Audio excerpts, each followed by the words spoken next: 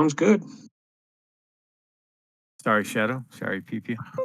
All right, guys. If it's okay with you guys, I will be recording this session, so that is your forewarning. Let me get the You mean audio or video? just of the audio and and video. Well, that would be both. Yes. Brilliant. So, do you have the recording from last Monday? That one I bungled the audio. Wow. I'm not doing it again. I'm not. I'm not. I'm not debating that, but whatever. I am printing my presentation. Yes, save as PDF. Great. It'd be hard to share the screen if you printed it, right? Because it's like paper. You know what I mean? Yeah, I'd have to mail you guys a copy. Okay, that's fine. Just give us a really, really shitty version, like phone camera. Hey, I can hook you up with a great carrier who can get that to them real quick. I ain't letting none of you fuckers know where I live. Sorry, I came in a little late. Who's recording it? I can figure that out. Okay. Shadow's recording it from another user that's in here. Apparently, John the Ruthless is now part of our clan. Okay. Please. Jesus Christ. He does live near me, apparently. He's decided to join Penetration Nation since he can't get enough of the world. I'd love to be in that guy's div. Do wonders for my win rate. Might hurt the damage left for you, though. Yeah, he would take it all. I love watching him play that fucking Colbert, man. He's an artist. Oh, I don't know who it is, really, to be honest with you, but I heard. No. I'm talking to Amgen. He what do you call it? He messaged me and showed me new posters that he's got for the clan. Yeah. Yeah. I was like, shit. All right, guys. So I've got the stream up. We've got a short presentation. I'm sure Amgen and I will supplement with a lot of examples from in game, but I'm going to let you guys know right now. Start there, Shadow. Yeah, I'm going to give you guys info right now. I will supplement Shadow. However, I am not a Torpedo player. I'm really not. So I can give you like ideas, tactics based on it, but I'm not a Torpedo player. It's just not my thing. So if Shadow's more than likely going to take most the head on this one. If he doesn't know, I know because I'm a Torp DD player. I was a Torp DD main for a long time. My most played ship is a Torp DD. It's what got me in the game because when you're a noob and you're shooting HE at stuff and stuff doesn't die and then you get a Torp dev strike, it's like, huh. Well, anyway, Amgen, you're pretty good with the Chung Mu. I always been a battleship player. Guys, let's play comms together. Guys. Torpedoes. These are very high damage, high game impact weapons. I would wager to say that you get more dev strikes with torpedoes than any other weapon in the game. Compare each torpedo is like 1 or 2 citadels compared to most of the ballistic weapons in the game. However, they have a long travel time, and actually hitting your enemies, it's a bit unpredictable. That is, because of the long travel time, a lot of good players, they can easily predict, and hitting them is can be a challenge. But on to some basic mechanics. So torpedo damage, for reasons that are complicated and have to do with the coding behind the game, most torpedoes are only capable of dealing 93% of their listed damage. So if you get a perfect hit on like a destroyer midsection, which has like a 0% torpedo reduction, you'll only get 93% of the damage. And if you hit bow and stern, you'll usually only do 60% of the damage. So this is why, let's say you're playing like a gearing or some DD. Let's say you have like 20,000 HP. If you hit a Shimakaze torpedo that has 24,000 damage, and you take it on the bow, you're even though you have less health than the listed alpha, you're only going to take about like 14,000 damage. You're not going to die. Fun factoid. Damage saturation basically starts after one torpedo hit to bow or stern. There's very famous videos out there if you ever want to notice or look at something of DDs, and actually I can think of one specifically with the Shimakaze eating about 8 daring torpedoes to the same part and living. So, fun fact: if you're ever going to take torps with a DD, take them in the section that's already saturated. You'll more than likely live.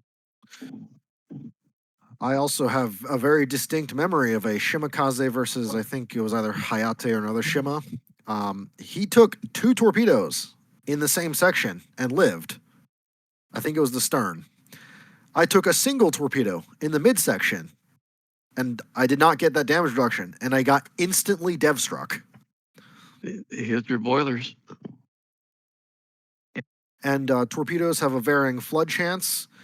That is a statistic that is not shown in game. It is you'll have to look at the stat pages for it. But just a rule of thumb: your torpedo needs about a 400% flood chance to guarantee a flood on any ship in the game hitting any part of it. Are you including the talk about torpedo bulges in this part of it with the midsection hits, or is that on a separate page? That I don't have it on the slides, but just for do it. midsection hits, we're just talking like the raw percentage reduction in damage. I don't have the flood chance calculations on. No. I'm talking about the torpedo bulges. Yeah, why don't you lead us onto there? Okay, so so if you're ever wondering how they've kind of factored in the torpedo bulges on ships, fun fact: if you go to your ships and you look at the armor, and you can find if it has a torpedo bulge or not. That and most cruisers, many cruisers don't. Most battleships do.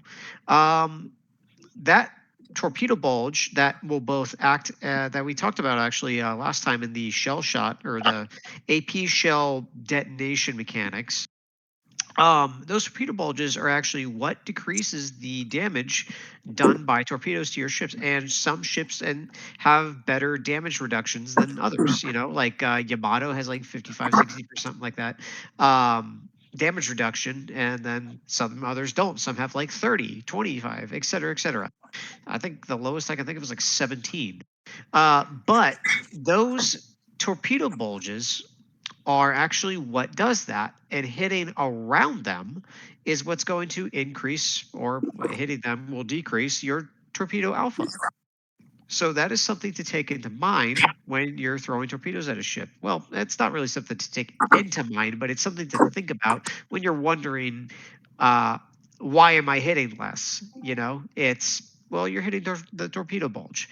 On most cruisers, you'll hit, the 93 alpha, or on most battleships, if you hit the midsection, you're going to see a remarkable decrease in your alpha, and you'll be wondering, well, my torpedo does blah blah blah damage. Why did I only hit it for 6K, 7K? Well, you hit a bulge.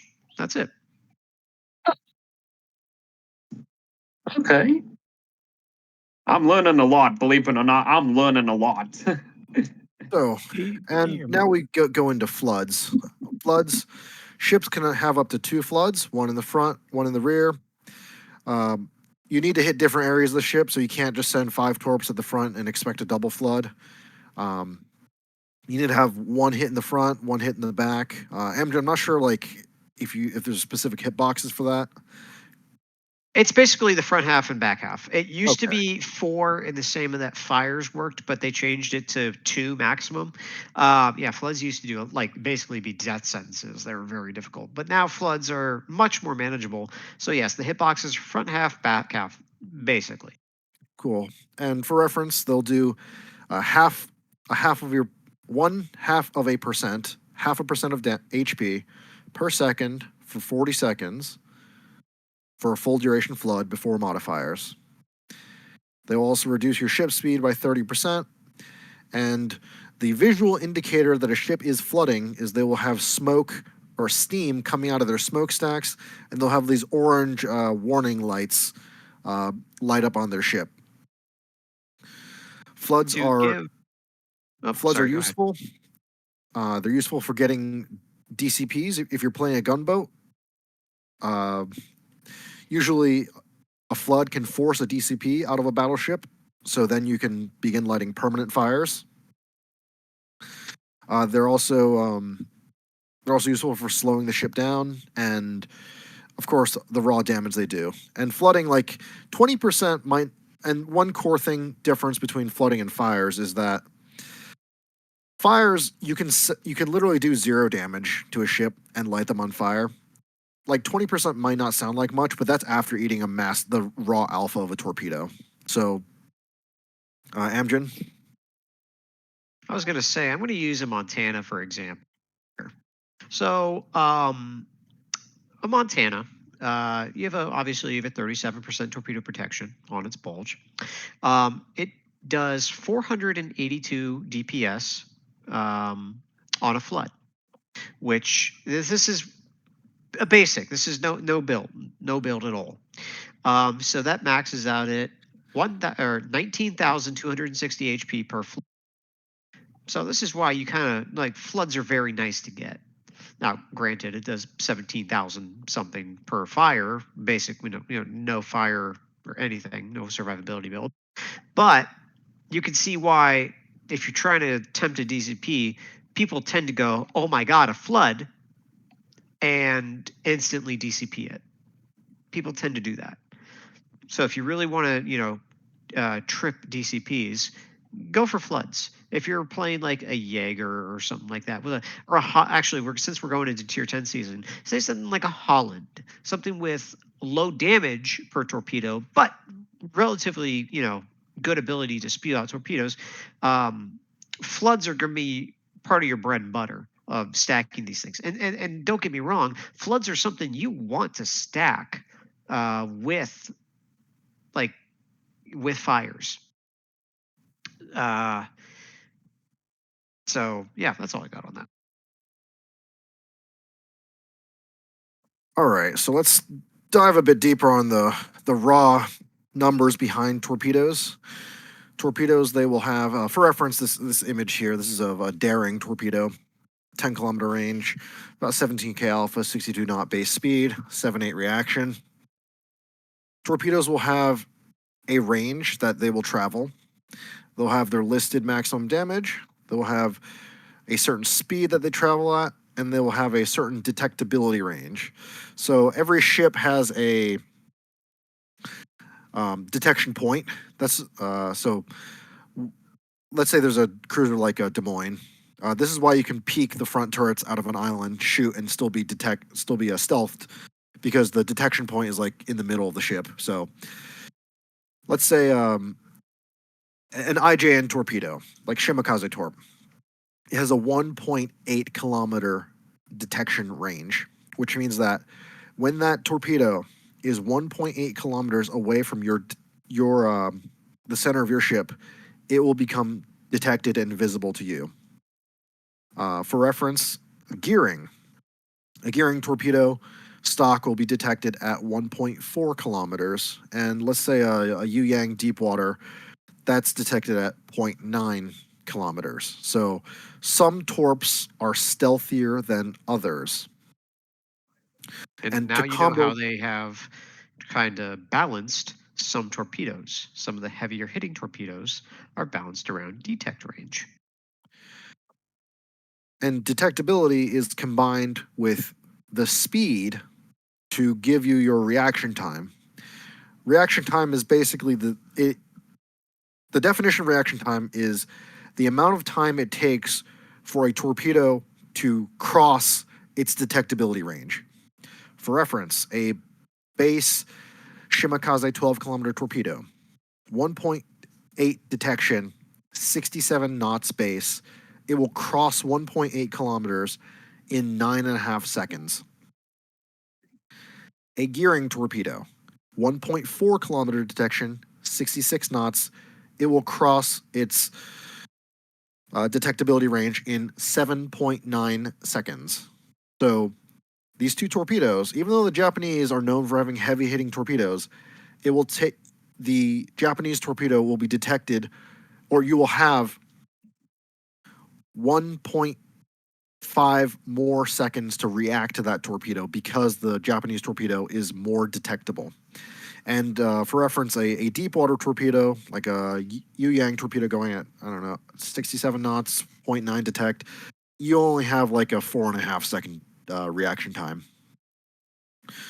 Mind you, that reaction time varies depending on the speed and direction of your ship traveling. So, I mean, you're not going to remember this. You're not going to go, oh my God, Shimakaze torpedoes, I have exactly this many seconds. Look, you try to outthink it. You know, you overthought it and you blew up. If you're going full speed at them, well, let's say full speed at like a 45-degree angle to them, your reaction time is going to be significantly lower. You know, the amount of time you have before they hit you is going to be significantly lower. If you're going away from them, you have a lot more time. So mind reaction time, it's not something you're going to remember. Like, I am playing a Yu Yang. He has exactly 4.3 seconds of reaction time, or I have 4.3 seconds of reaction time on his torpedoes. It's not going to matter. What's going to matter is you're going to have to remember that those things are going to pop up relatively close to you. Mind them, mind the destroyer, mind your angles to where he probably is. Or another way to think about it is, let's say you're firing torpedoes at a battleship, like a Montana with a long rudder shift, or even a battleship with a slower, or a faster rudder shift. Let's say they're angled like 30 degrees to you. If you have very detectable torpedoes, he can turn into them like IJN torpedoes. A battleship can turn into them, and only one or two, because the torpedoes were detected further out.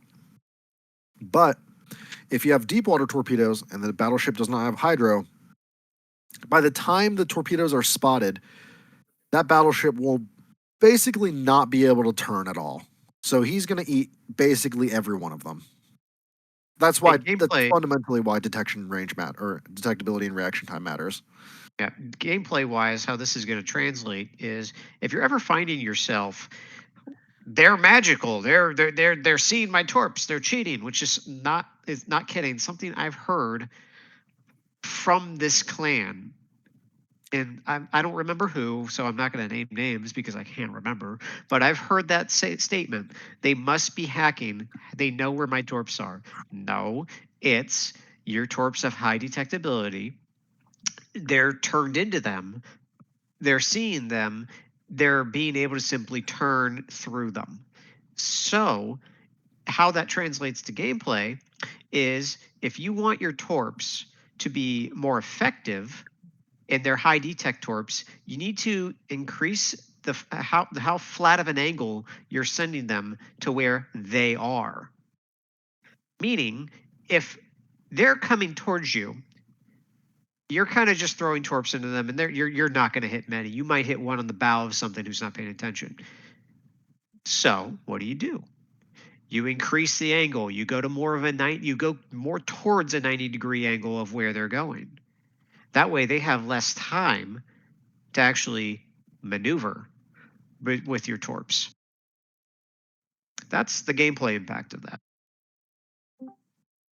So, torps. Let's go into a little bit about, like, hey, what can I hit with them?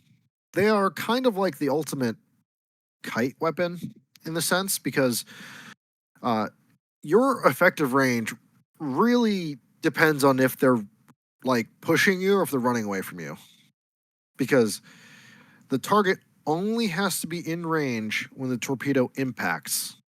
So, Shimakaze, let's say you have a 12 kilometer torpedo range. If the enemy is pushing into that range, they can be 15 kilometers away and you'll still hit them because they'll be within 12 kilometers when the torpedo and their ship cross paths. However, if you have a ship running away from you, your shimakaze has to be like basically launching within 6 kilometers if you want the torpedoes to catch that ship before the torps run out of range. And for reference, most torps, you can determine this with the minimap. Can everyone see my cursor? I'm doing little circles here over this image. We can, yeah. They can't Okay. answer you. Okay, so Daring has this 10-kilometer torpedo launch, this torpedo range. When you pop the torpedo viewer, this is the center of your aim point, and this is the current path of this battleship. Like this is where the bow is pointing. So right here, this is where the torpedo will intersect. So if there is a ship, let's say over here, and he's going this way, if you launch a torpedo, or if your pointer intersects right here, then yes, if he straight lines into that, the torpedoes will have range. However, if let's say the ship is down here and they are going that way, and the intersection point between your line of sight and their heading is outside of this 10-kilometer range, that means that your torpedoes will not be able to reach the target. This is some basic stuff, because the number one thing about learning how to use torpedoes is don't fire torpedoes that have absolutely no chance of hitting the enemy. Like one time, I've had let's say take this island for example. Let's say you're over here in mid, and there's a battleship going across here. I have seen this on Land of Fire, where in clan battles, where a Valparaiso is running behind this island, and the friendly Torp DD player looks at the Valparaiso and says, he's going there, fires the torpedoes on the gray line, and neglected to realize that there was an island between the torpedoes and the battleship. That needs to be taken into account, because the game gives you a very useful visual reference with the gray line. The gray line, it basically tells you, it's a lead indicator. It takes into account the target ship's direction and their current speed. For example, if a battleship is turning, and you know that once it finishes its turn, it's going to speed up, that means you want to overshoot the lead indicator, because ships lose speed when they're turning. So once they've finished their turn and they're going to accelerate back to full speed, if you launched at the gray line, your torps are actually going to be behind them. We have some basics about torpedo avoidance. Here's a list of things you can do. Number 1, just run away from them. Remember, they need to be really close to you to hit you if they're sending torps that are trying to chase you. Number 2, use islands to block the torpedo, because torpedoes can't go through islands. I got more to add to this as soon as you're done. Number 3, hydroacoustic search. Now, normal torpedoes, they're spotted at 1.4, 1.8. Hydro will typically spot torps around 3.8 kilometers. If you have a battleship, up to 5 kilometers.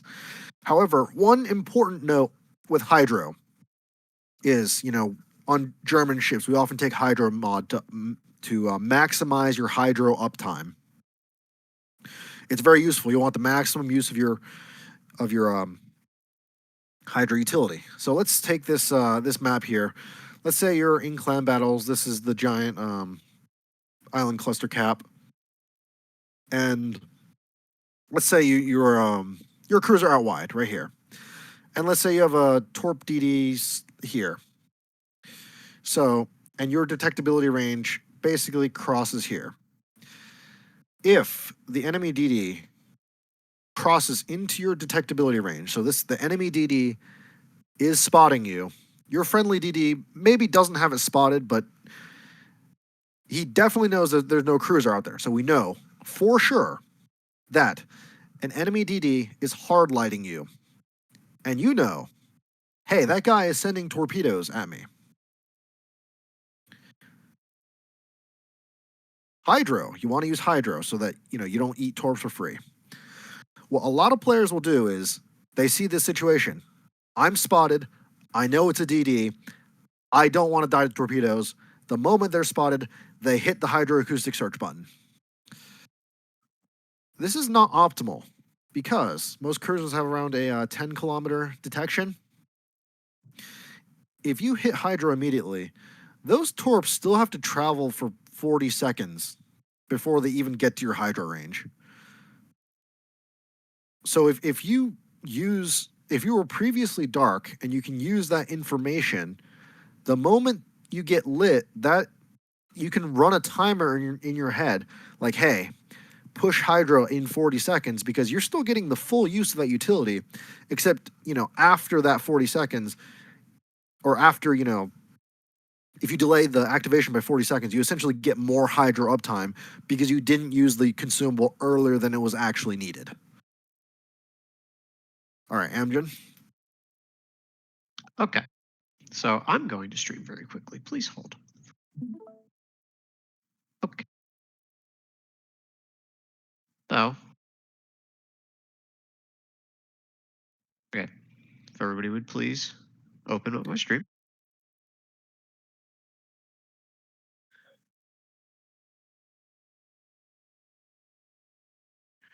Alrighty. So, we have a couple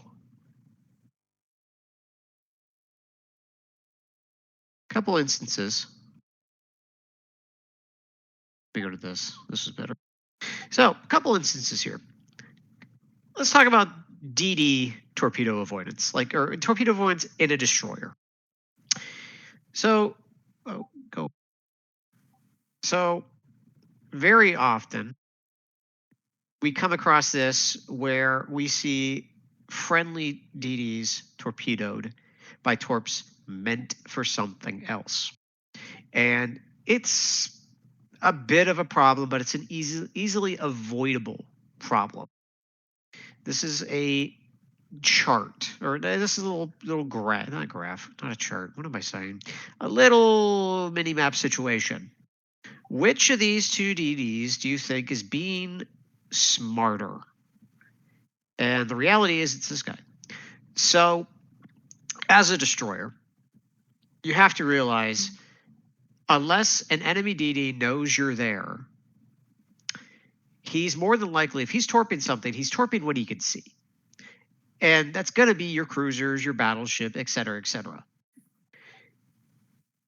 If you are trying to place yourself, and unless you're a Hydro DD, it's different if you're a Hydro DD. If you're like a Daring or a Z line and you have Hydro, you're in a lot better situation.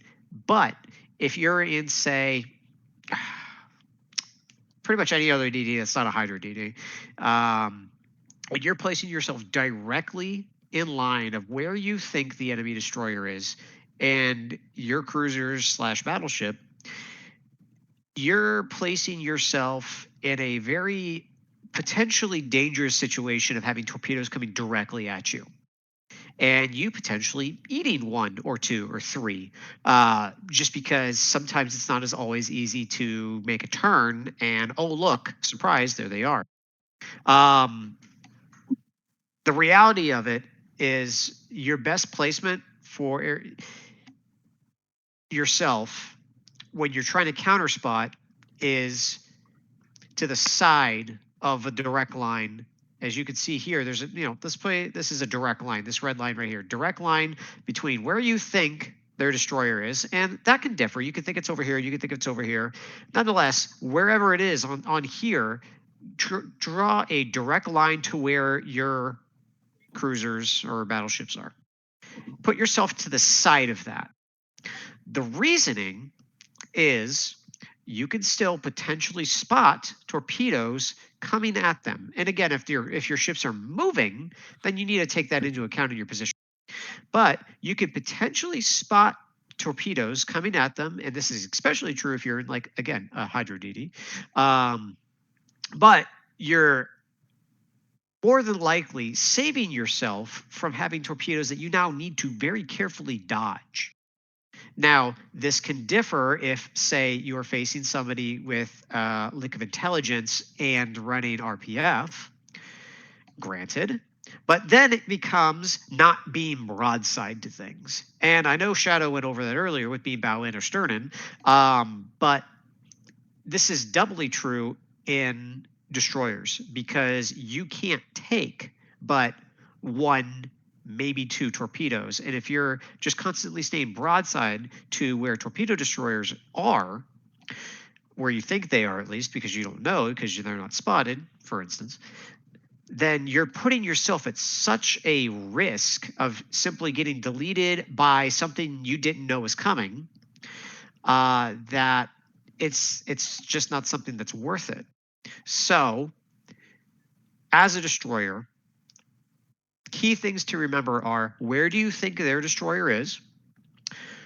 What's in between him, potentially him, and your cruisers or battleship? And where do you think you should position yourself to best be out of torpedo spam range? That's what you got to think about when trying to deny eating torps as a DD. Then, if you are RPF'd,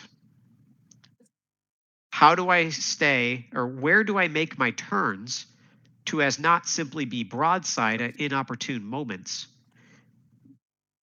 Turning becomes something you plan. Turning becomes something goes, okay, I just saw his torps. I was bow or stern in. I have a second to turn, because if somebody was like a Jaeger with RPF, he's going to be throwing torps at his RPF, which if he can't see what his RPF is, and he sees something else in front of it or to the side, and like he sees these cruisers down here, but his RPF is over here, he's going to be throwing torps this way because he knows you're over here. So, again, turning becomes something you plan. The line between supposed BBs and their supposed DD position becomes a very bad zone to go into. And all this becomes something that you have to think about constantly. And I will add to this, because I've been on the receiving end way too many times. If you're flat in a destroyer and you're caught like either full speed or stopped, you're eating at least 1 torpedo. And even, let's say the least gunboaty DD in the game at tier 10, Shimakaze. Shimakaze can win basically any gunfight if it's at full health and the enemy DD just ate a 24k alpha torpedo.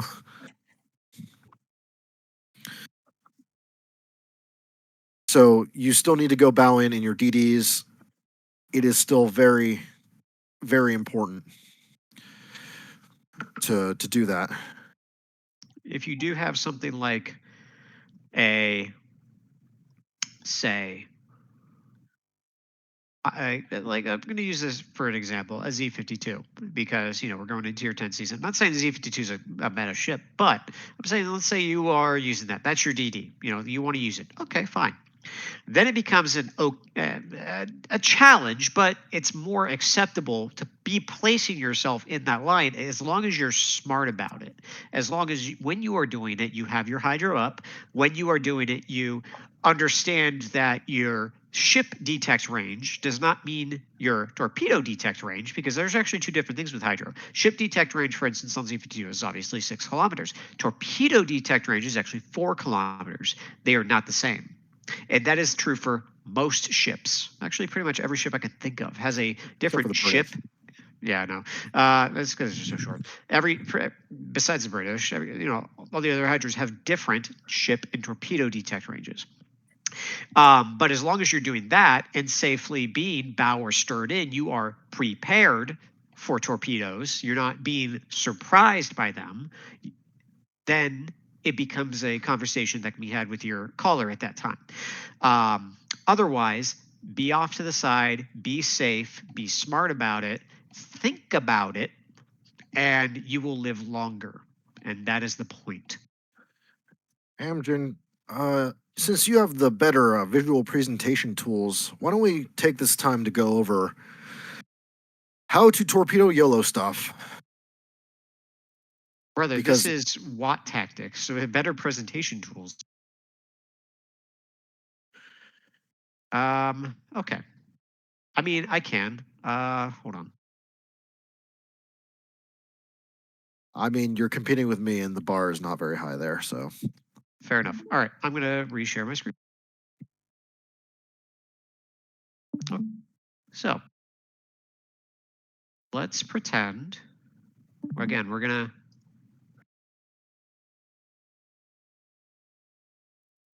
In red. I know we're jumping around between screens a lot, guys. I apologize. So.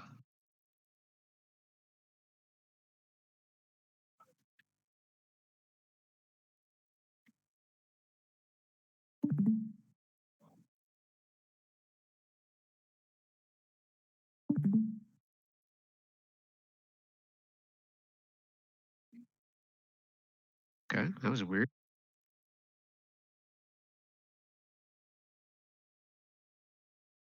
So we're gonna put a red cruiser there, and this is you. This is you. This is the guy she tells you not to worry about, and this is you. Okay. So let's say he is preoccupied with your buddy over here. He's bowing to your buddy. Where would you go to torpid? Would you go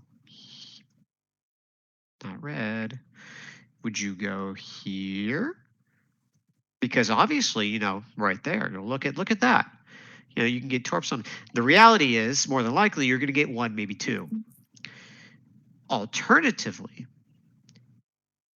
if you wanted, let's say you wanted to rush him, and this will differ depending on whether or not the ship has torpedoes, which comes down to your knowledge of ships, which again, even if you're playing vanilla like I do, you can actually look at that in game now through the tab screen, but still. Let's say he doesn't have torpedoes. Now, obviously, I think we can all guess doing this is not your best play. Obviously, yeah, you're going right at him, or even this. Yeah, you're going right at him. Yeah, it's the shortest route to take. But you're going to get spotted right here. You know, you're going to get spotted at your detect. And then he's going to shoot at you. He's going to know it's coming. He's going to start shooting at you. And especially, let's say that this is a Des Moines. Oh, yeah, you're toast, buddy. You're toast. You're fucked.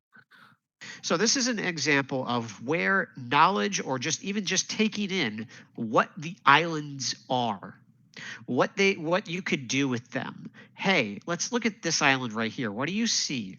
I see and obviously, you know, a straight, but then this curve. He's sitting on the edge of a curve. I bet you could come around and pop right there. Now, the simple idea of a torpedo rush is that you want to give them the least amount of time possible to react. And understandably, hydro can mess with that because, you know, it's magic and it goes through islands. Radar can mess with that because if you're not counting it and then you go to rush and you get radared, yeah, stuff can happen.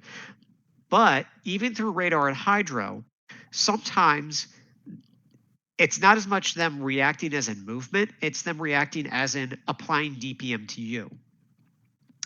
Now, let's say you go, you know, one of these two ways. And he has hydro, or no, let's say he radars. You're going both the same way, and he radars. Well, you're spotted at the same distance either way because he's radaring. But going this way, he still has less time to actually do something about it, other than maybe either back up or potentially come out to try to get the jump on you, at which point he's actually giving up his position, which is a different thing entirely, but he still has less time to actually apply DPM and potentially kill you going this direction than he does this direction. And you're using the islands to shield yourself.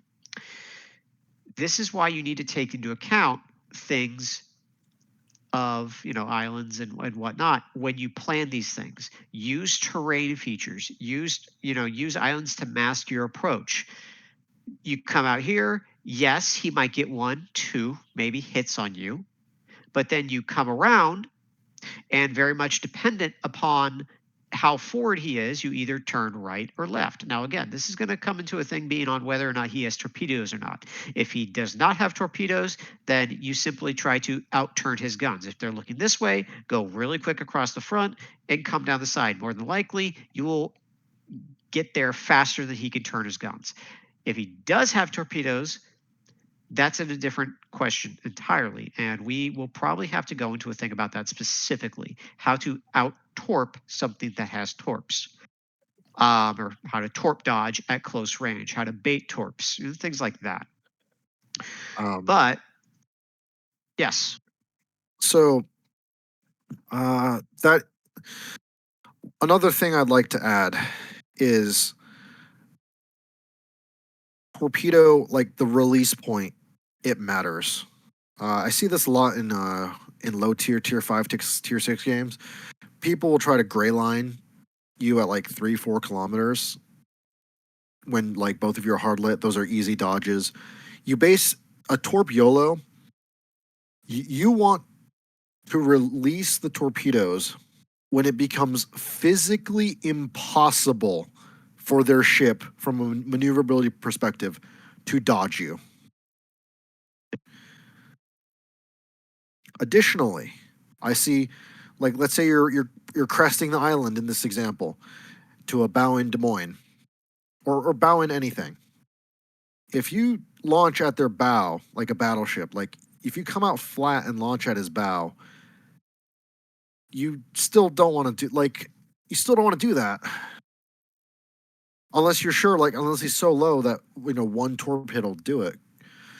We've seen this in the tier 9 clan battle season where, let's say a Manteuffel is deciding to come around a corner and torp rush in Alaska. So the Manteuffel, they go around the island flat to an Alaska and launch at him bow in. That's really, you're going to give up a lot of HP if you come out flat against them and torp and bow in. What you want to do, especially since we know that Alaska doesn't have any torps, go for the drive-by. Just bow in, just go bow into them, drive past them, launch torps into a side. Torpedoes do have arming distance, but for surface ship versus surface ship, it really isn't a practical concern. Like, the arming distance on surface ship torpedoes is so small as to be not relevant.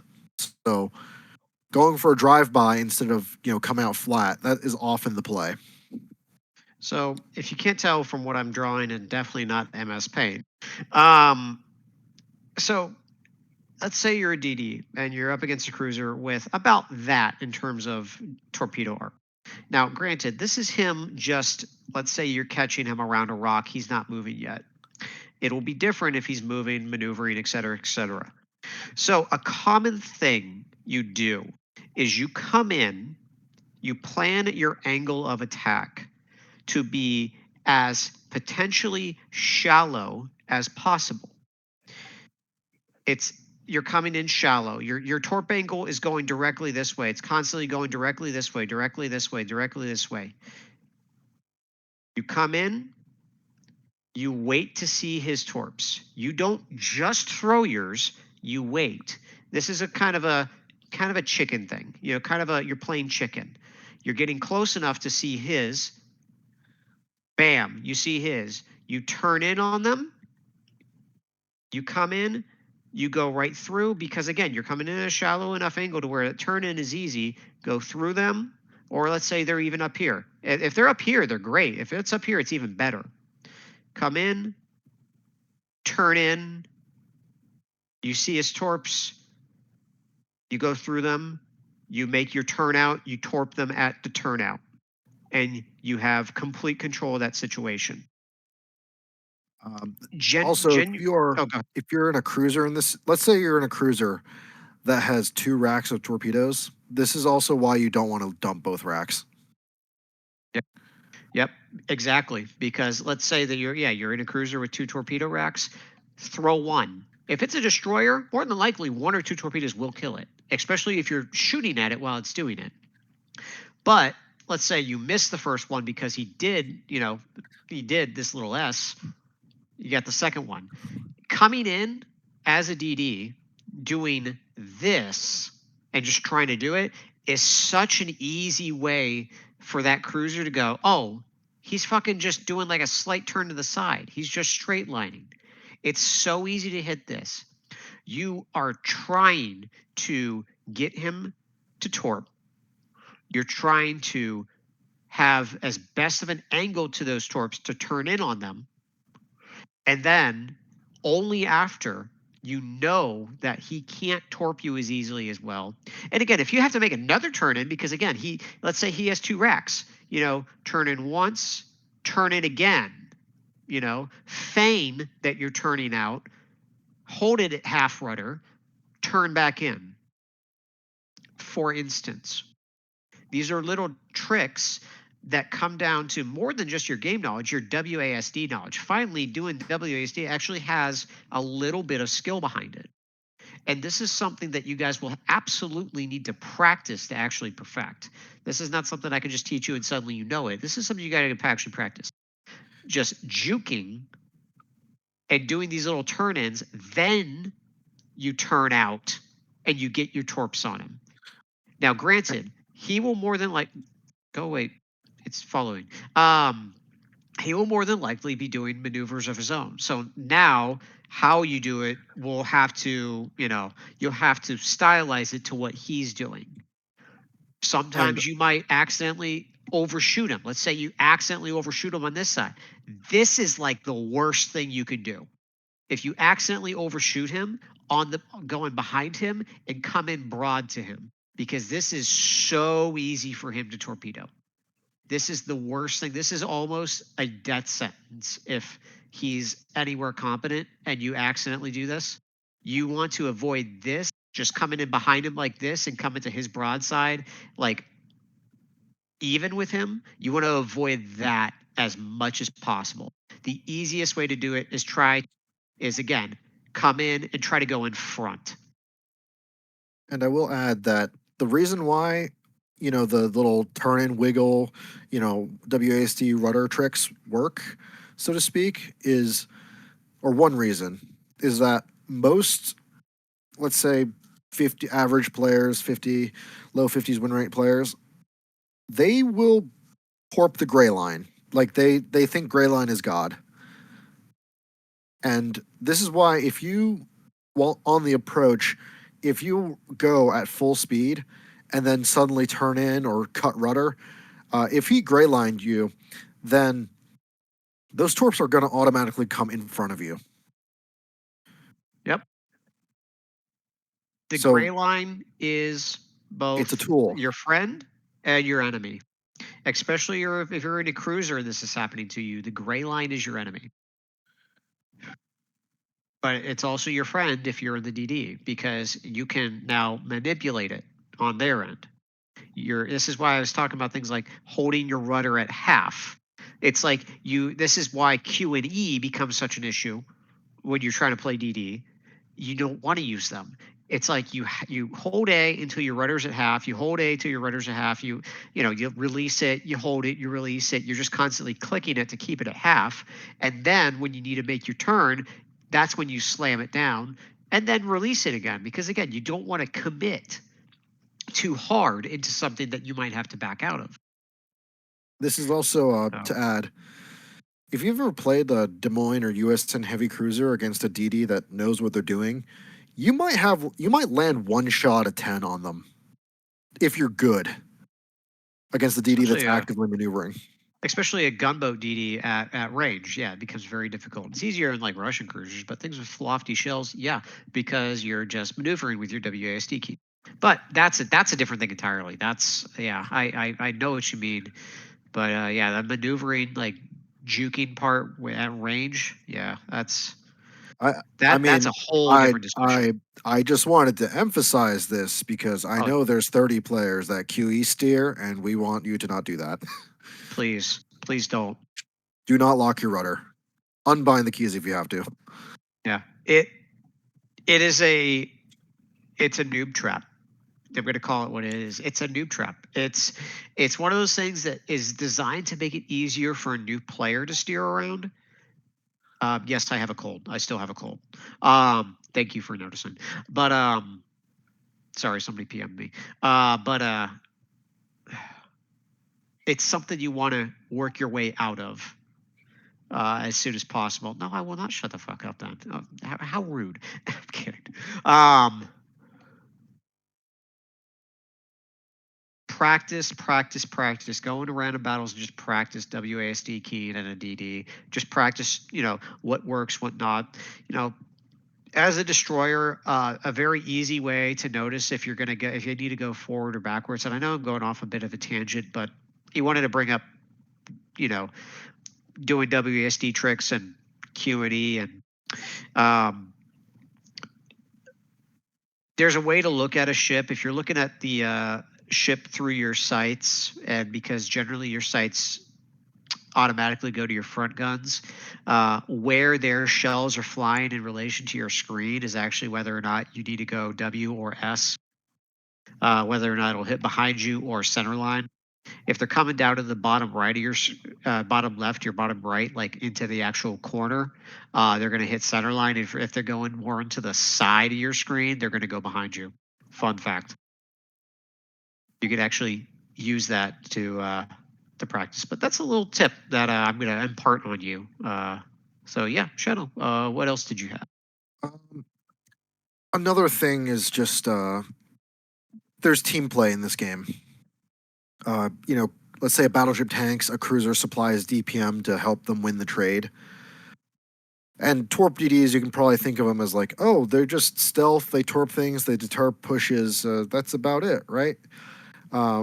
It's very important to take team play into consideration, because if you're the only one solo holding a flank, it's really easy for them just to bow into your torpedoes the whole time. But if you have a friendly battleship that forces them to angle to the battleship, now you can torpedo their side, and they have to choose between getting main gun citadeled or eating torpedoes. So I've seen that on kite flanks and CBs. I've seen that. I've done it when I'm running away in a when I've lost everyone else on the flank.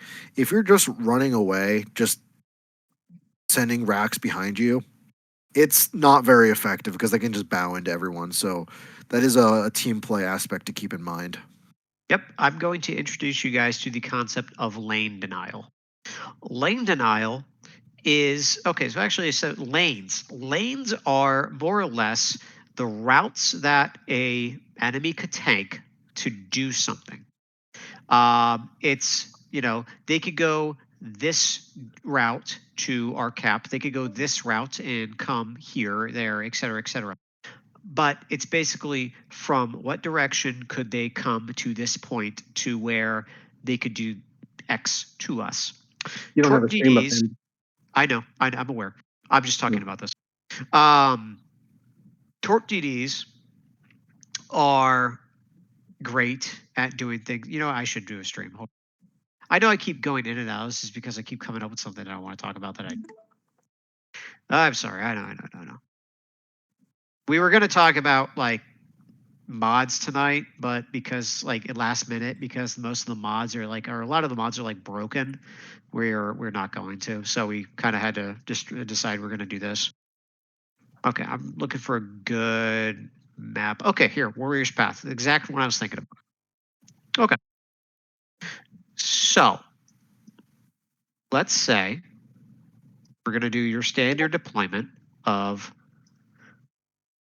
this bullshit going on here. Okay. So again, I have another stream up. If everybody would please join. I know. We keep bringing them down and bringing them back up. My bad. So here is a very standard deployment of this. Now, obviously, you can probably think of a few different ways that this would work out. Let's say that, oh no, your cruiser over here has spontaneously combusted. Well, now your side over on this flank is weak. So in terms of lane,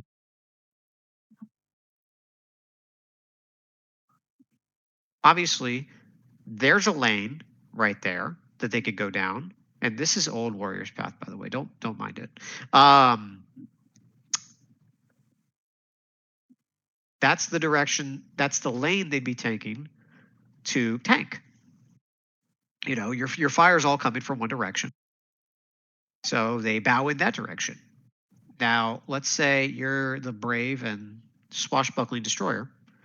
And, oh, go spot.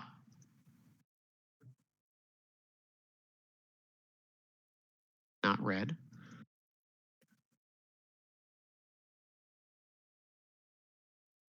So you're spotting right here. But what good are you? You're throwing torpedoes at these guys, but they're already tanking this direction. Well, you're not really accomplishing much. You think you're accomplishing much. Don't get me wrong. You're throwing torps. You might get 1 or 2 on each of these guys, and you're spotting. But and you're in your FC or your callers going, focus this guy, focus. You think you're accomplishing a lot, but the reality is you could be accomplishing a lot more. So,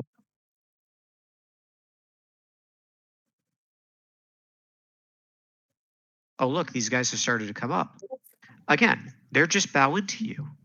You're just throwing torps at their back. Now you're not. Now they cannot just easily push this lane as easily as they want to. Now they actually have to deal with the fact that they are going to get torped from the side. They are more adverse to simply pushing because there's now a destroyer to their side. They might not have hydro running on all these things at the same time. Even if they are, they're much more adverse to quickly pushing this because you are off to their side. Now, they might still win this, but they're not going to do it as quickly because they now have to deal with the fact that fire on them is coming from both this direction and they, and obviously that is in the form of torpedoes, but it's still, you're denying the lane. This is lane denial. Alternatively, And I want to emphasize, let's say before they change the meta up, the double man Teufel, you can push with constant hydro. And you're like, oh, darn, they have hydro. It's like, well, if you have a crossfire like this, yeah, they're going to see your torpedoes coming. But what options do they have? If they're committed to a push, it's, do I eat the torpedoes? Or do I bow into the torpedoes? You have avoided the torpedoes, and now you're flat to the enemy team. The torpedoes, even if they didn't hit anything, they're still contributing to your team's effectiveness. This is another example of lane denial. Your simple DD in the middle makes pushing down through here, along with a battleship that's, he was kind of off to the side, but I don't want to say middle battleship or central battleship positioning because it's kind of a meme at this point, but multiple angles on this lane make going down this lane or pushing this lane much more difficult to do and much more difficult to do quickly. It's not impossible, but you ain't going to do it quickly. You ain't going to do it for free. The big one is doing it for free. Let's say it's just these guys. These guys get to push, potentially, let's say these are Manteufels and this is some jackhole in Alaska and this guy's in a Buffalo because he's poor. I don't know. These two guys are more than likely going to win this trade. And the reasoning is these guys get to bow in. They can tank in. They can slightly offset their bow, and they can just put all their DPM on, maybe one of these guys at a time, because this buffalo is just chilling on the rock, and this guy's a little bit more in the water, so I can just DPM down the Alaska and then come around the buffalo. This is walking in for free. They have no denial on that lane. With the battleship and even just a destroyer here, especially a torpedo destroyer. If it's a gunboat destroyer, that's one thing. It might not be able to apply torp DPM. Some do that. If it's like a Jaeger, this is not free. This is a risk that they now have to decide whether or not they're going to take. And the reality is, more than likely, they're going, if this is a good torpedo destroyer, if you are good with your torps, they're not going to make this for free. They will not win this trade. This is the difference between winning a trade and losing a trade.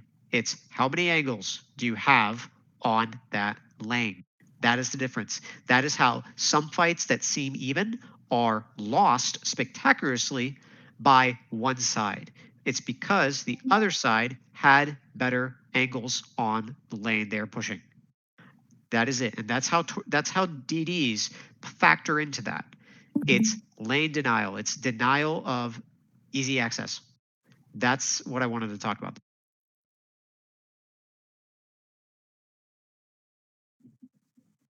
And since we are covering torpedo DDs, you guys know I'm the build guy. I screen your builds before we head into battle on CBs because it's important. So I'm gonna pop a stream and we're gonna go over some builds, including some things that are just straight up noob bait. Share screen. By the way, I want everybody to say hi to a person that I just noticed joined this channel. A gentleman by the name is down there is GIM Retrospect. His original name was Golfman. He was a Twitch streamer, and his Twitch stream back in Jesus Christ, what was it, 2002, is actually what brought me into, at the time it was the FFG community, and then it became TO, and then it became PM. But he down there is the entire reason I joined and started tagging along with this part of the community. So we have him to thank. Joy. 2002? How old do you think I am? God 2022. Christ almighty. You said 2002. You know what I mean? I started busting out laughing. I realized I was connected to my computer that doesn't have the microphone. So yes. Hi, hello. Yes, they may make me out to be something special, but I promise you, I'm just a dude who's been around for a while. That's really it. This used to be. It wasn't FFG basically just your community. I was one of the two heads. Yes, of the original big group that sort of fostered all of this structure and how it all seems to be laid out now. But I've been out of the game for 4 or 5 years at this point. And now he is back. So everybody say hi to Rigel's old boss. Hey, old boss. I promise I didn't teach him to be that way. He came prepackaged. And you couldn't have done anything about it? Holy shit, we're in trouble. Nope. Listen, we've been doing the Rigel dance I've been doing it for 7-8 years at this point. It's just part of his charm, you just kind of have to be like, wow, what a charming guy. And then just mute your headphones, for like 10 minutes and then come back and then it'll be done. It's just how it rolls. Until you show him your ship fit, then you're screwed. Yeah, and then he's going to be like, well, but sorry, not to hijack anything, but thank you for the shout out. I wanted to give you a quick shout out because I saw you and I'm glad you're back. Anyway, so if we all look at Shadow's stream, because we're playing Leapfrog with streams, we're going to go over some. Actually, Amgen, I'm thinking about just for the benefit, I'm going to expand the scope of this to just building out ADD in general. I mean, we're going to focus on Torp DDs, but, I often set people on standardized builds, and when it's a CB night, we don't really have time to explain why every skill is picked. But now, if you're curious, we have some explanations. So now here, you guys know why we yell at you. Yep. So here we have a Shimakaze. Here we have the ship modules. Shima has 3 Types of torpedoes. Up top is the 20 kilometers. Mid is 12 kilometers, and bottom is 8. The 20 kilometers were nerfed a long time ago. They have a 2.5 kilometer detect range and a 15-second reaction time. It basically, like, it's a pre-hydroid torpedo. We'll put it that way. So no one runs the 20s for that reason. The 8s are too short. You often have to compromise your position too much to run 8s, so the default choice is the 12s. So basically pretty much every ship you'll see is running the 12-kilometer torpedoes.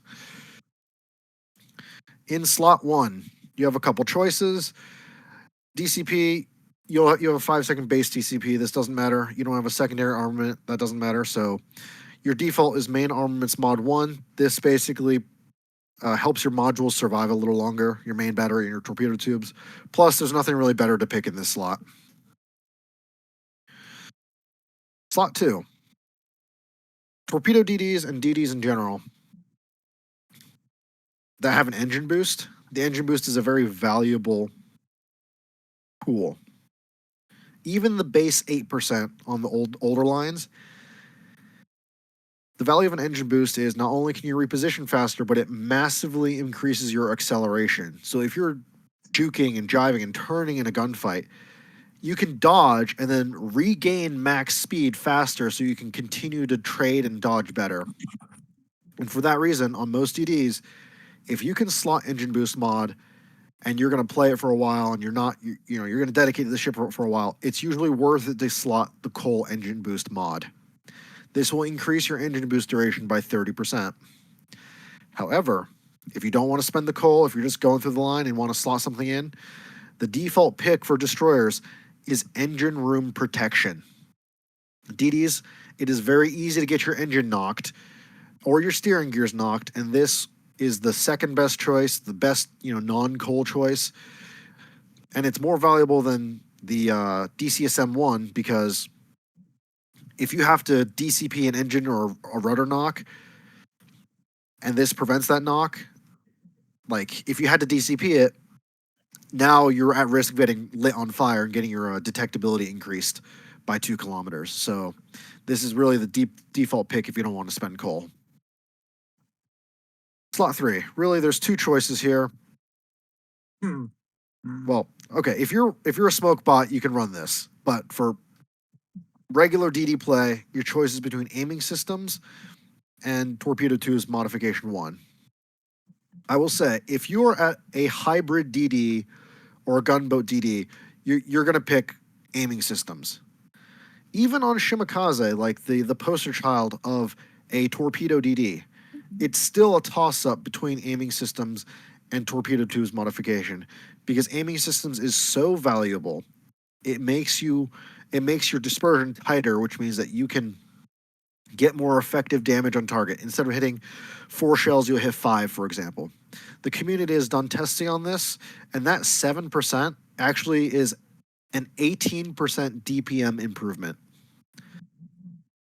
For Shima, personally, because it's such a torpedo-focused DD, I run Torpedo Tubes Modification 1 for the 5% torpedo speed. It'll cut your reaction time from 9.5 seconds down to 9 seconds. Slot 5, you go concealment, pretty much every DD.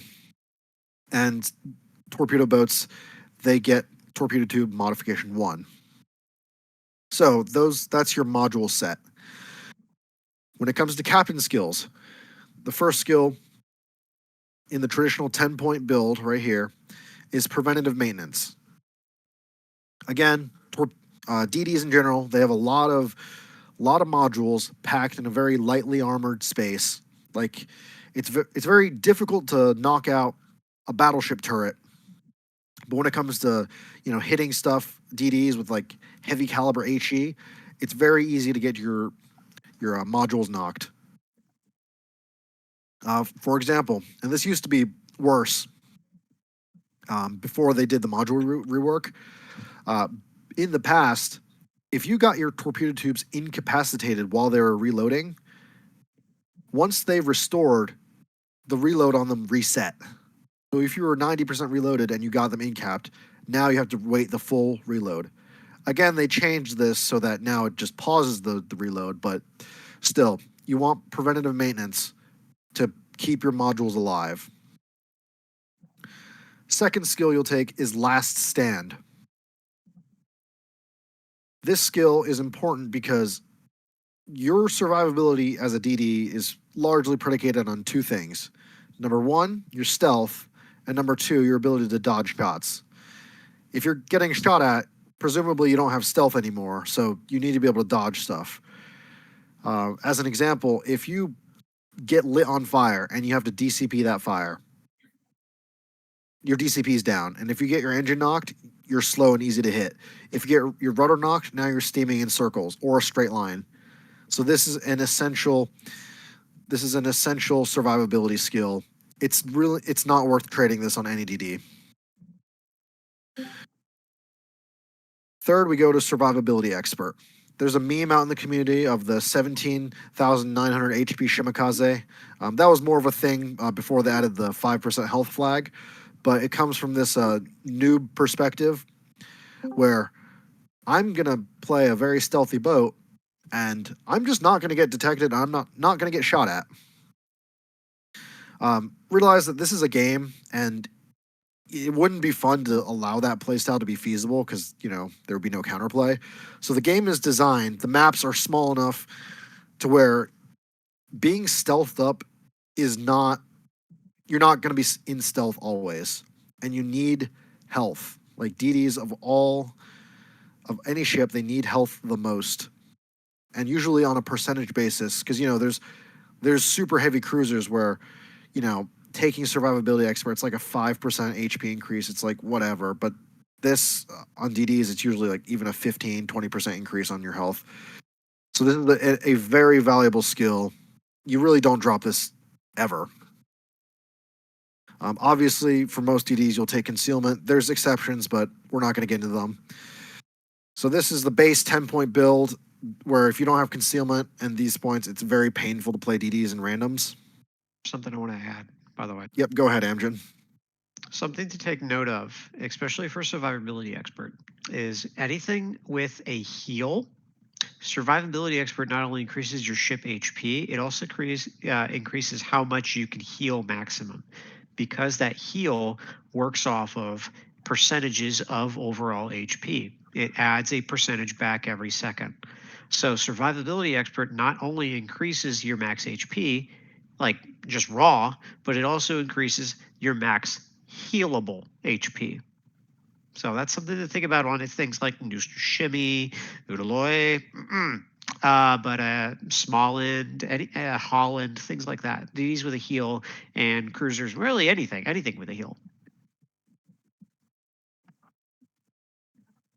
Amgen, do you want to do a quick split into like two RPF and non-RPF DDs for like CBs and regular and randoms? Yeah. Okay. We can do that. So most DDs are gonna run RPF.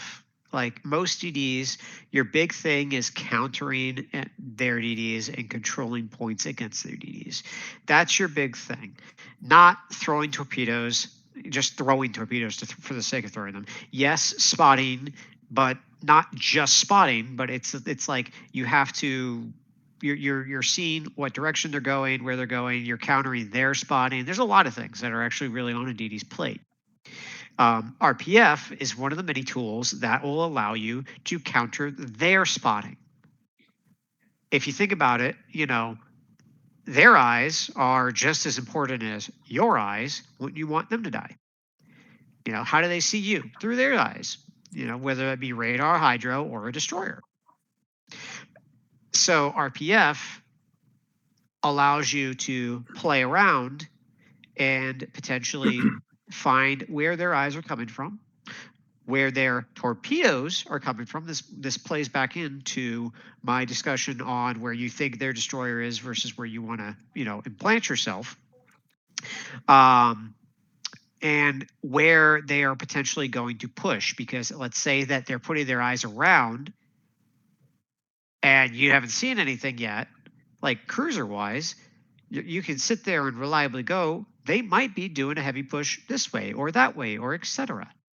You can judge where ships are going to be based on what you don't see and where your RPF is pointing. Now, I say most ships are like that. Most destroyers are like that. You're playing around spotting, you're playing around things like that. There are ships, there are destroyers that RPF isn't as necessary. And that's because your chance of actually spotting another destroyer using it become very little. And these are things like, to use tier 10s as an example, Kabarasp, Kleber. Now you can do an RPF Kleber, but you want like maybe one out of a group doing it. And it becomes more of a, you know where to chase something down from, not because you're going to, just use your detect out spot. It's you're going to run something down.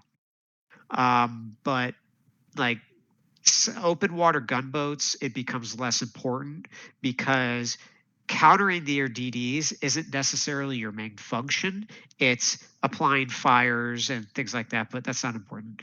What is important is your understanding of what constitutes that and what doesn't constitute that. Non-RPF DDs, it becomes more difficult to counterplay destroyers, and it becomes a skill that I think everybody should learn, a very good one, of how to counter DDs without the real ability to know where they are.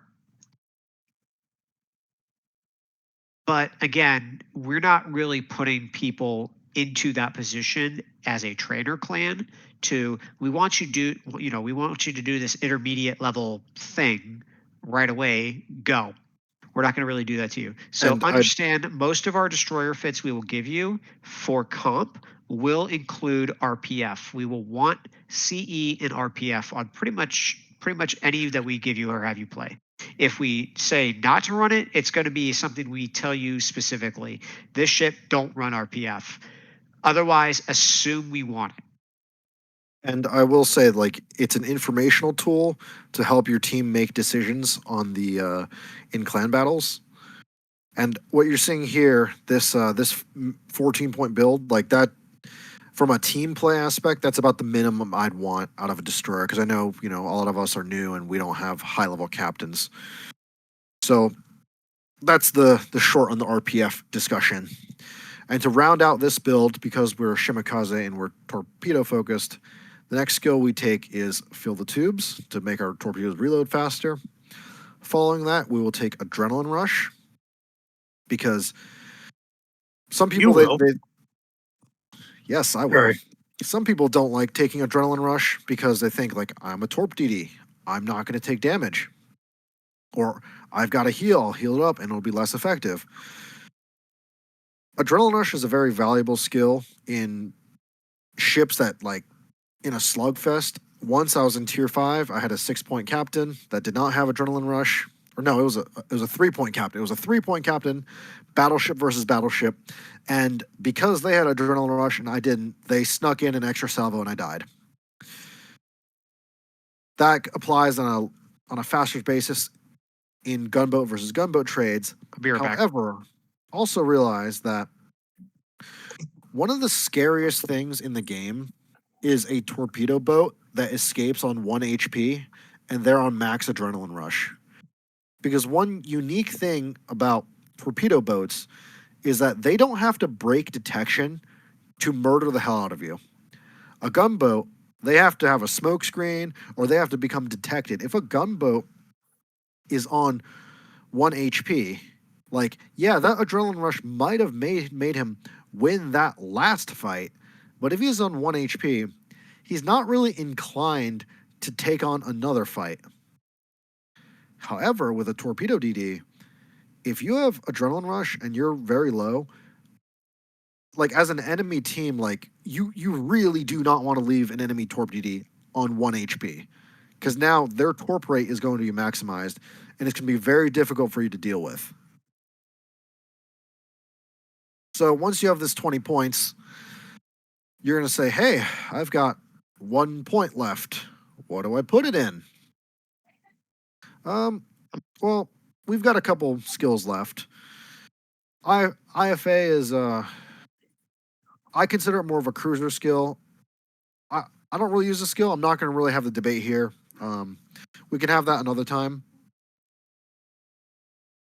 The Shimakaze does not have any enhanced AP properties. It doesn't have high alpha. It doesn't have enhanced pen angles. So you really won't be swapping to AP frequently. So gun feeder's out. Consumable specialist is kind of like an okay skill, but like not great. Liquidator, because we think like, oh, floods. We want floods. We want floods. Floods are great. We want our torpedoes to flood. Well, Shimakaze torpedoes have one of the highest flood chances in the game. So I'm not sure if you can see it, but I've had the torpedo tab open, and here the flooding chance is 406%, which means that an unmodified Shimakaze torpedo is essentially a guarantee to flood. So you don't really need Liquidator. And this is why I like to, because all these skills are in value, I put my 21st point in Shima in Grease the Gears, because Shimakaze guns, they turn like heavy cruiser guns. They're very slow. And you'll easily outturn your guns. And I will say, like, yes, Shima guns, they're not DPM kings, okay? But they actually have about, I think, a 16% higher alpha strike than like a gearing. Like they do hit decently hard, and they have flatter shell arcs than USN ballistics. So if you've just torpedoed an enemy DD and they're low and you need to finish them, like do not neglect your Shimakaze guns. And putting Grease the Gears on there to make them get on target faster, that is value. Like, again, don't neglect your guns. Know when it's appropriate to shoot them. Finish stuff off, finish fights with them. So that is the competition build. You'd also run this build with RPF if you're running the Shimakaze Legendary mod, which gives you about 10% or 10 seconds less on your torp reload, but they make your torpedo launchers turn like 3.5, 4 times slower. So it basically means that if you get rushed and your torpedo tubes are turned the wrong way, you die, and RPF will prevent you from getting rushed, or will give you a heads up from being rushed like that. However, an alternate build, let's say you're playing in randoms, if you didn't want to take RPF, well, you'd still take AR, you'd still take fill of tubes. Swift and silence. One of the strengths of Shimakaze is with engine boost up, it goes like 43, 44 knots, with the speed flag, of course. Swift and silence allows you to reposition. And repositioning to get a better angle is very, very important. Notice, however, I'm not taking this skill, Swift Fish. This skill is kind of bait. Like, yes, increasing your torpedo speed, it will reduce the reaction time of a torpedo because it's faster. It will also, let's say you misjudge the lead on a target. If a torpedo gets there faster and they're, moving a little bit faster, a little bit slower, the torpedoes will get there before their course drifts from their predicted path. So it's easier to land torps when they're faster. However, if you spend 2 captain points here on Swift Fish, you lose out on repositioning, you lose out on RPF, and you have a bunch of you can drop this, but like what does that get you? It's one of those bait skills where, yes, it's valuable, but it's too expensive point wise. You give up too much to get this skill. And for flags, speed, heal, these are the base 2, and the fire flag. Honestly, you run those 3 maxed out, it shimas good. Torp DDs are very very light on flag needs. Let's take a look at another Torp DD, Jaeger. Jaeger, also guns are not really worth using, so you go torp tubes. Same base 10 points. And you take AR, Adrenaline Rush, because a lot of people, they go take every single torpedo skill And again, Swiftfish is very expensive. I'd take either RPF or Swift and Silence. Either one of those. However, notice your torpedo, Jaeger, the torpedoes don't do a whole lot of damage. Jaeger's like reputedly known for being the either you dev strike someone with like all 12 or you go for floods. Remember your reload on the torpedo tube is 65 seconds, so you launch a set, next set up, you launch them, or you stagger the racks a little bit. Like if a battleship is caught out, they're gonna take floods, but notice your flood chance 119%. That's not a lot. Shimo's 406%. So this is actually a case where like you really want Liquidator because a lot of your impact comes from getting floods. Either doing the damage over time effect or just griefing their DCP. So combine Liquidator. Let's say, where's the flood flag? This one, Juliet Whiskey Uno one. Slap that on. You're up to 177% flood chance. Like that's meaningful.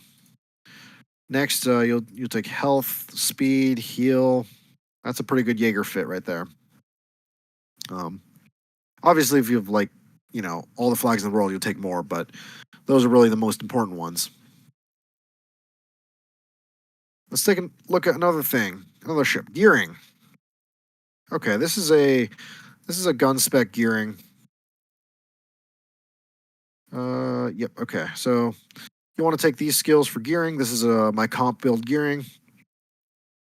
Notice your flood chance. It starts at 301%. That's not a guaranteed auto flood. There's not a whole lot of valuable 1-point skills with this build, so you take Liquidator and you're up there getting essentially an auto flood chance. However, let's say you wanted to build this gearing more towards a torp boat. Let's get this Torpedo Tubes Mod 2 in here. Now you are reloading every 89 seconds. That's your torpedoes. They're the longest torpedoes in the game outside of the Shima 20s, but we don't talk about the Shima 20s. Reload every 89 seconds. Great. You're still gearing. Unless you run Ledge Mod, which brings your detect down to a 5-6, you still need to be able to defend yourself. And going to torpedo tubes in slot 3, that is bait. Don't do this. Because even if you're a torp spec gearing, you still need aiming systems to regain a little bit of your gunfighting ability. Even with how power creep gearing is, like, even going like main battery mod 3 to maintain your gunfight potential, like it's a valid pick. But going torpedo tubes in slot 3, like I wouldn't do it. Like yes, torpedo speed is nice, but giving up, an 18% DPM buff, that's very, very expensive for what you get. I have Manteufel here. That's actually a really bad example because you take Pack-a-Punch regardless, but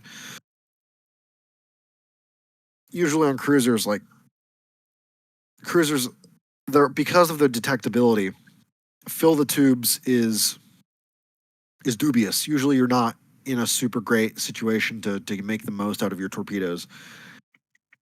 Swiftfish, like these skills are usually too expensive to take. Obviously, Mantee, you take it for the secondaries and buff the torpedoes as a side effect. But let's say you're in a Genon, right? Genon. This ship, main armaments, cool engine room, aiming systems. This is a very high DPM cruiser. You want to be able to hit where you're aiming at. Of course, you go prop mod, concealment. Genon is basically what Kitakami. If Kitakami were a good ship, like it'd be Genon. But you don't spec torps on Genon. Like, yes, you've got what 4x5. That's 20 torps standard with a TRB so you can dump 40 torps at once. But again, you build for guns, right? These skills, it's very, very expensive for what you get.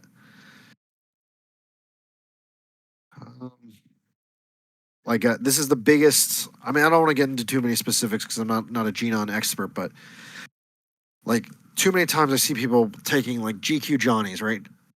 I think last night I played with a GQ Johnny who had torpedo tubes slotted in slot 6. Like that is a made murder of destroyers. Build it for guns. Like even great torp boats like Shimakaze, like usually you'll only really need to pick up this dedicated fill tube skill from a captain perspective, and you're set. Like it's really easy to over invest in your torpedoes, and I caution you, especially because if you're still learning gunfighting, it's like, oh, I don't know how to gunfight, I'll just torp stuff instead. Like it's really easy to over invest in your torpedoes, and I'd like to caution you against that. Has Amgen returned?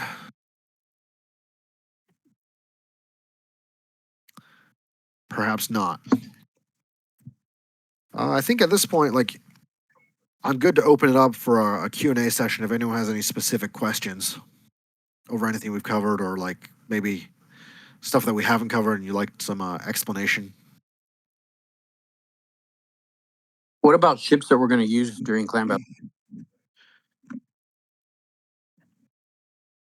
Could you be a bit more specific about that? Like any particular ship? Yeah, like what's the idea with clan battles right now?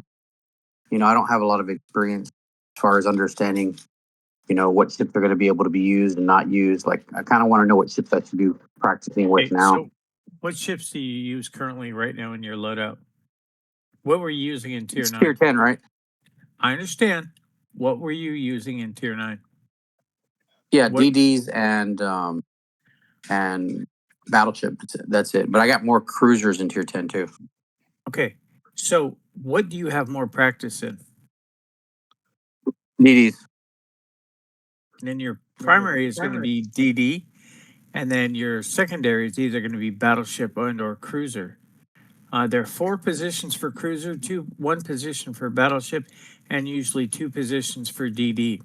So unless you excel in DD or battleship, that's going to be your mainstay. The other most likely would be 4 cruiser positions. So you would have to understand how to go into a cruiser position.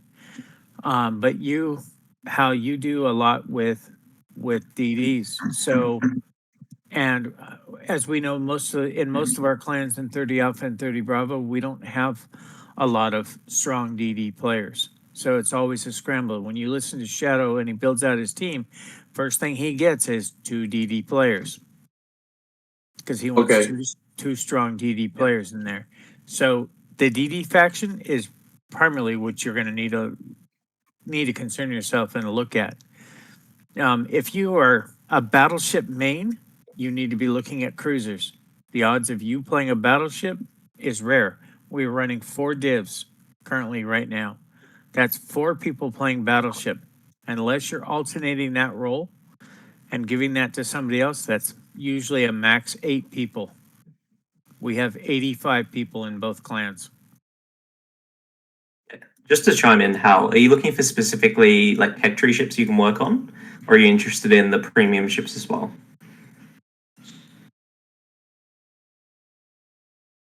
I don't know. It's kind of a trick question. Like all the ships that I've gotten, I've actually won or got them through containers or grinding. So it's not tech trees, usually the premiums. Well, the premiums are tech tree. Well, what I'm trying to say is, like, how you're asking about what type of ships are going to be brought mostly. Are you looking for like things that you can work on, or are you looking for things you already have, or? I'm looking for things that I already have, like try to get better with what I already have. What Tier 10 destroyers do you currently have? I have a Shimmy, I have the Z52, the Z42, and I have the Lucian. Okay, so let's work with that. Right off the bat, Zs are very strong cap contesters and cap denial ships in random battles. Because of the strategic placement of radar in clan battles, like they are substantially less strong in clan battles. So I really would caution against those. Like that's why in high level comp you don't see the Zs, because the smoke hydro trap trick that you use to murder enemy DDs, it is heavily countered by radar. Yeah, exactly. That's what I was thinking too. I'm Um, back. What did I miss? I was Everything. I was telling people how Swift Fish is bait, how Torp Fair. DDs on 1 HP makes Adrenaline Rush like scary. Because gun DDs, if you win a fight on 1 HP, like yes, Adrenaline Rush helped you win that fight, but you're not inclined to take another, so that's why you take AR and Torp DDs.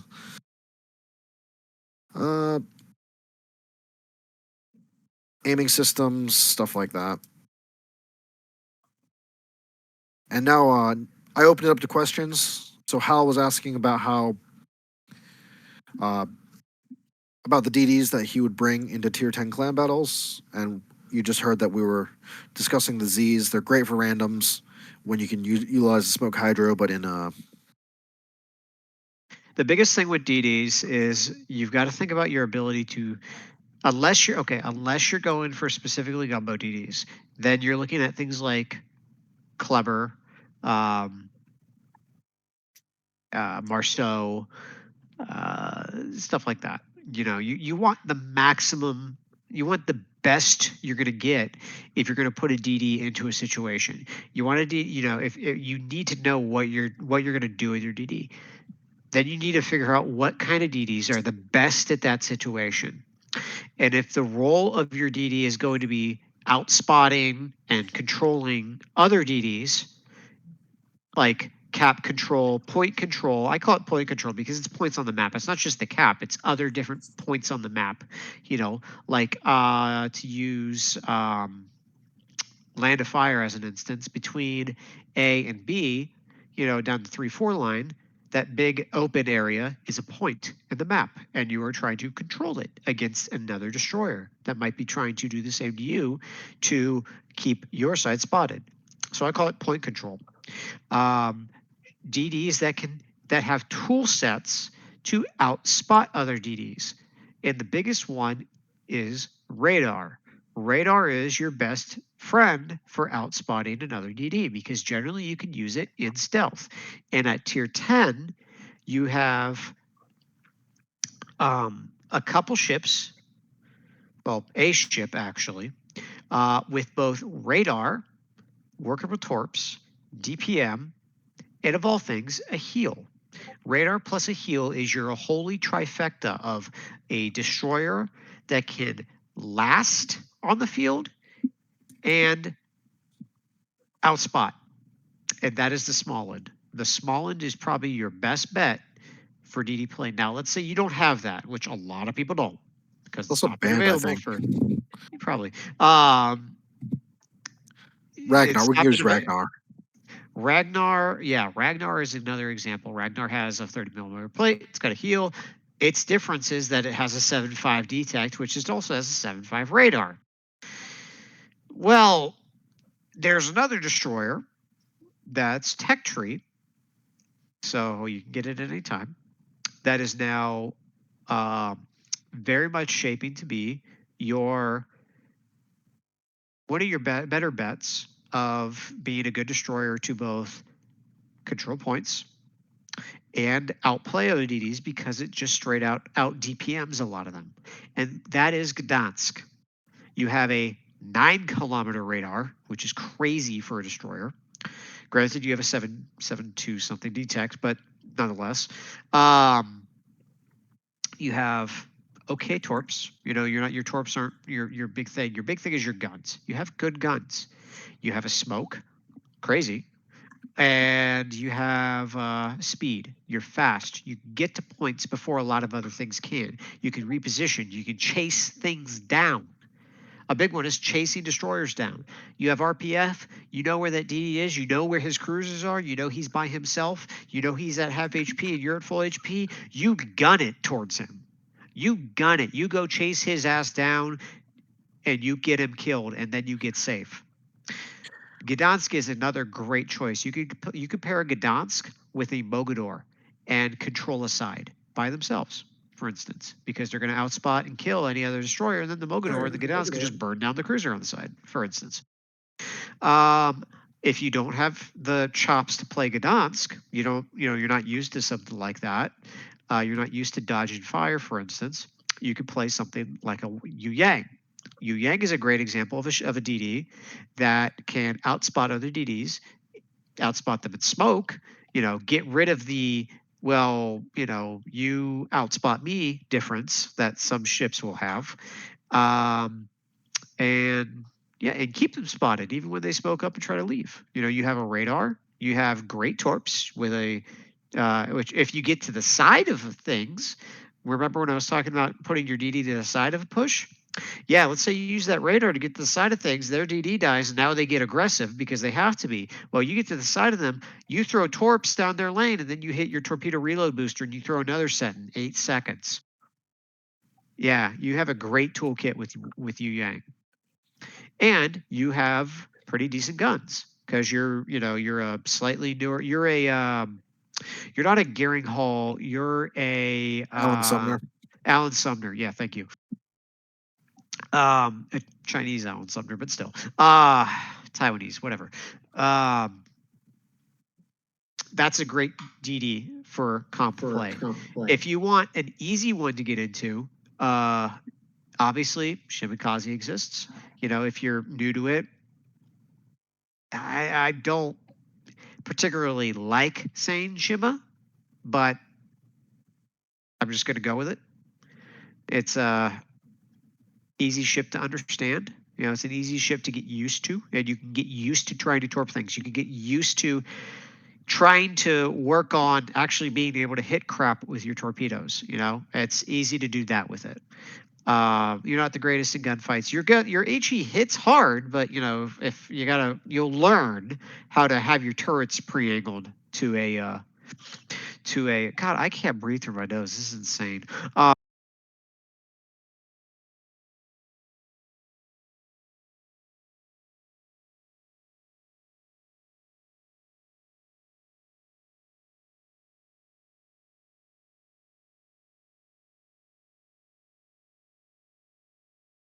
Will be okay. Burrows probably not. I mean, unless they're doing something specific. Grozovoy, if we got nothing else.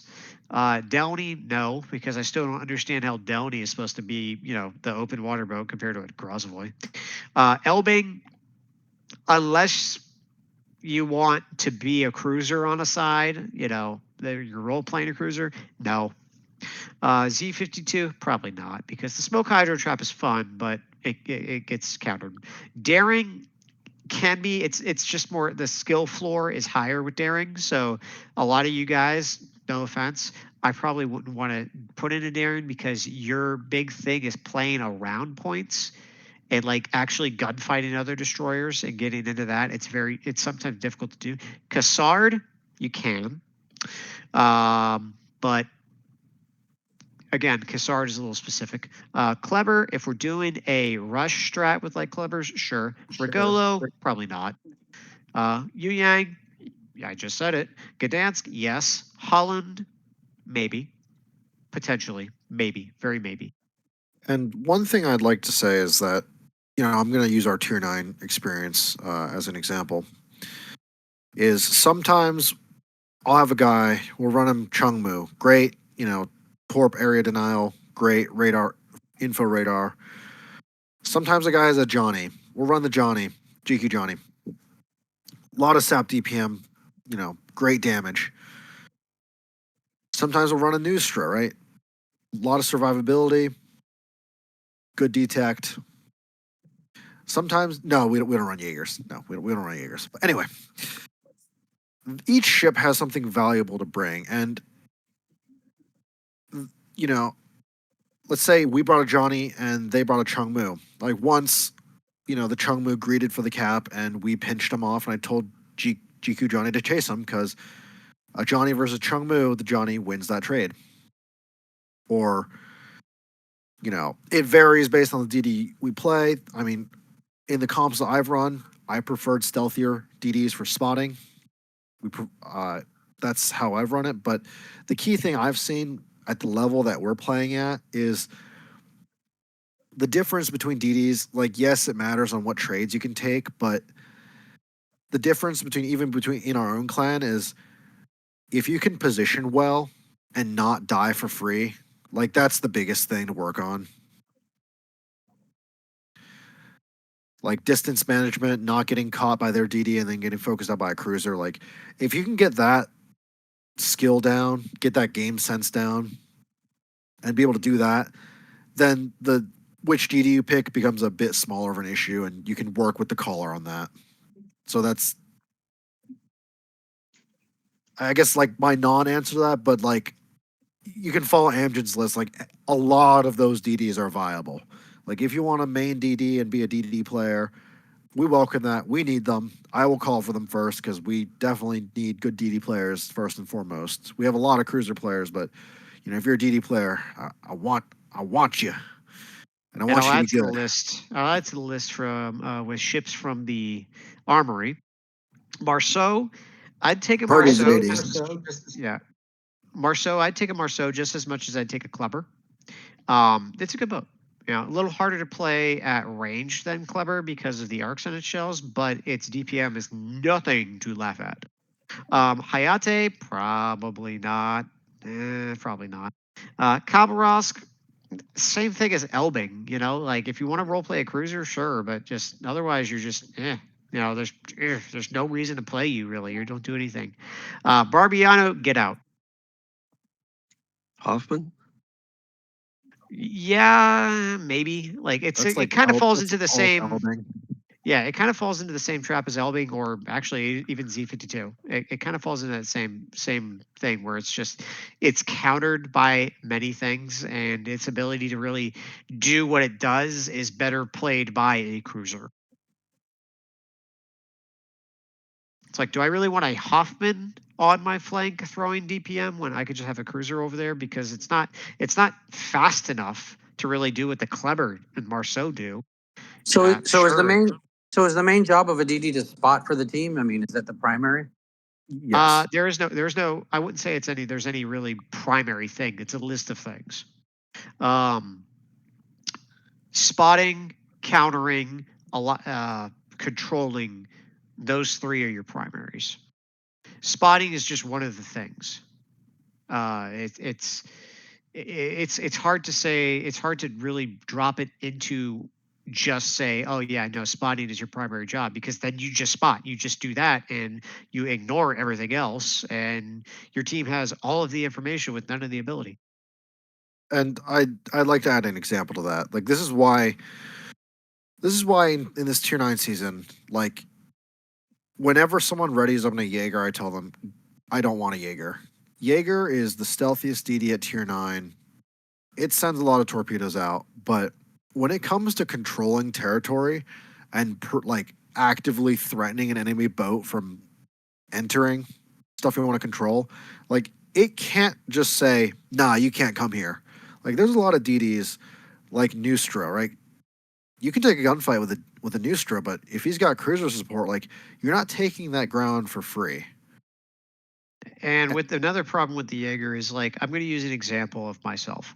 I've been playing comically the Udaloy a lot, and I know that if I'm on the side with a Jaeger, the moment I know where you are, I'm going to charge you, because I know that the moment you get spotted, you cannot take a gunfight. You can't. You will not win a gunfight. You will die a burning death because your gun DPM is like 80k tops. It's just nothing scares you, or me at least, about a Jaeger. Yeah, torpedoes, a lot of them, cool. But if you know where it is and how to dodge them, then it's, you know, that a lot of that fear really just kind of goes away. Also, when we have a lot of great boats like Nustra Shimmy, Chung Mu, Fletcher, GQ Johnny, with 5.6, 5.7, 5.8 detects, like it's not like Jaeger has like a 4-kilometer detection. So there's that's an example of the point control and area denial role that a DD can play, and why specifically we've neglected to take Jaegers. for that reason, with those set of reasons. In fact, when I was playing with 31, enemy Jaeger was screening, I think, mid Land of Fire. And the moment I spotted him in my GQ Johnny, I just ran him down. He can't do anything against me.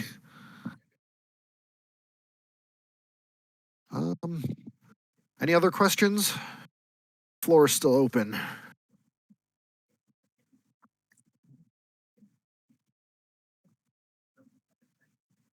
Everybody's good? Amgen, Is there- any other topics we'd like to cover? I'm still. I'm Anybody else? looking for some tutorials on the Gdansk. On the Gdansk? Okay, so It's in the library.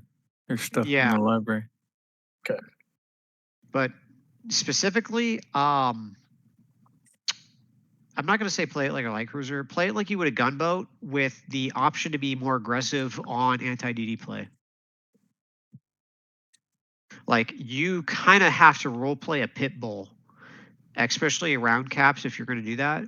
But like the moment you figure out, like, okay, you're applying a lot of DPM to cruisers, you're lighting fires, you're doing normal gunboat stuff. But once you figure out where an enemy DD is, you turn into a rabid animal and you go get that destroyer killed using smoke and your really quick reload radars to just absolutely murderize him. But that is the role that Gdansk plays. You are a normal gunboat DD that will turn rabid the moment you figure out which direction the destroyer is in.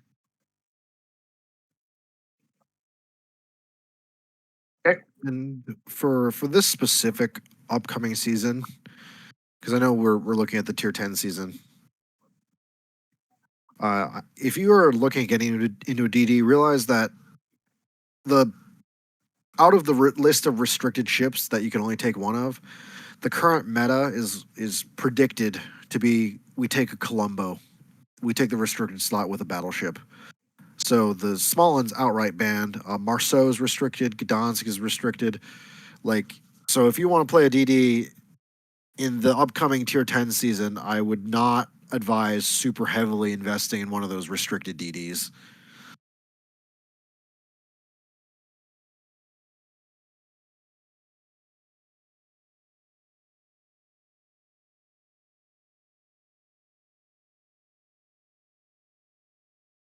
What the restrictions are like.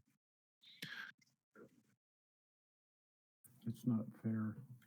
Are you telling me, Ranger, every DD you have in your area is all restricted on the restricted list? Oh, no, they're not all, but the restricted are the fun ones. All right. Okay. Yeah, Marceau's another one of those boats that can just like. You think, oh, I'm safe. Oh, I've got spotting distance. Like, hey, is that thing running at me at 55 knots? Oh shit! Yeah, pretty much. You run people down with it. In tier 10, I've been mostly focused Marceau and Kleber.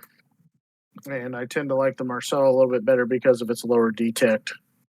Very fair. And Margaret Torps. Yeah. Marceau's that kind of too. like, what if I want a really fast gearing, but better, just better DPM? And the Kleber is like, what if I really hated light cruisers? Legendary Kleber. Just run people down. I do have Lake Mod Kleber. Hold on. We're gonna talk about that statement here. You're not running people down in a ledge mod Kleber because it kills your gun DPM. Right. No, but that's what that reload booster button is for. Yeah, but even with Still ledge don't mod have Kleber, you're yeah. still going to basically your old reload with the battery booster. Also, true. I'm not sure if people realize, like, when the French boats were designed, the entire like power budget is designed around the reload booster. So like when you don't have it up, your DPM is noticeably subpar on like basically any French ship.